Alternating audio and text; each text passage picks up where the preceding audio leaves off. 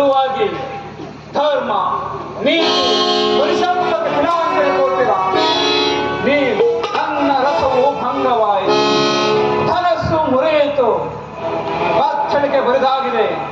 ಇಂತಹ ಸಮಯದಲ್ಲಿ ನನ್ನ ಈ ಚಕ್ರದ ಹೊರತು ನನ್ನ ಕೈಯಲ್ಲಿ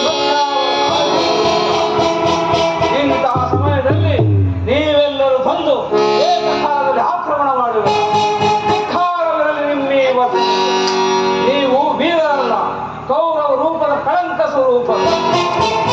ನಿಮ್ಮಲ್ಲಿ ಒಂದು ಅಣುವಿನಷ್ಟು ಮನುಷ್ಯತ್ವವಿನ್ನೂ ಉಳಿದರೆ ಒಬ್ಬೊಬ್ಬರಾಗಿ ಬನ್ನಿ, ನಿರಾಯುಧನಾಗಿ ನಿಮ್ಮೆಲ್ಲರನ್ನು ಹೋರಾಡುವೆನು.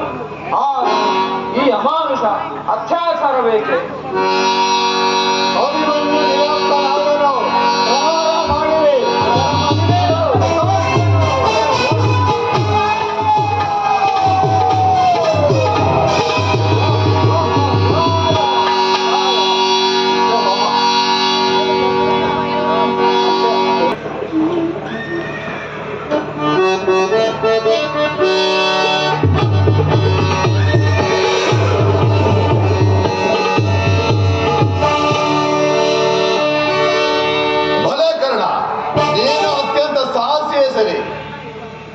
ಆದರೂ ಗುರುವಿನ ಶಾಪದಿಂದಲೂ ಆ ನೀಚ ದುರ್ಯೋಧನನ್ನು ಸೇವೆ ಮಾಡಿ ಪಾವಿಯಾಗಿರುವುದರಿಂದಲೂ ನಿನ್ನ ಅಸ್ತ್ರಗಳ ತ್ರಾಣ ಅಡಗಿ ಹೋಗಿದೆ.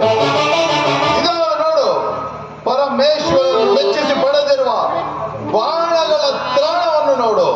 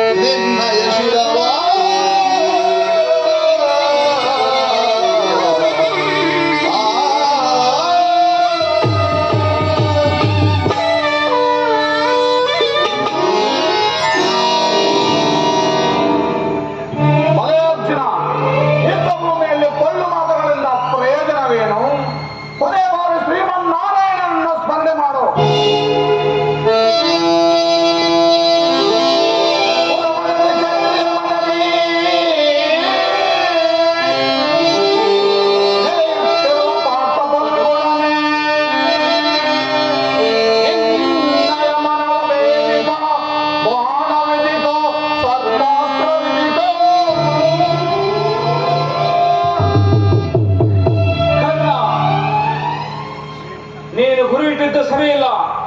ಅರ್ಜುನನ ಗುರಿಯನ್ನು ತಗ್ಗಿಸಿ ಅರ್ಜುನನ ಎದೆಗೊಡೆ. ಶಲ್ಯರಾಜ, ಒಂದು ಕಡೆ ಗುರಿ ಇಟ್ಟು ಮತ್ತೊಂದು ಕಡೆ ಹೊಡೆಯುವ ಮೋಸದ ವಿದ್ಯೆ ನನ್ನಲ್ಲಿಲ್ಲ. ಇದು ಕೌರವೇಂದ್ರನ ಸಂತಾಪವನ್ನು ಹೋಗಲಾಡಿಸಲು ಸರ್ಪಾಸ್ತ್ರವನ್ನು ಬಿಡುವೆನು.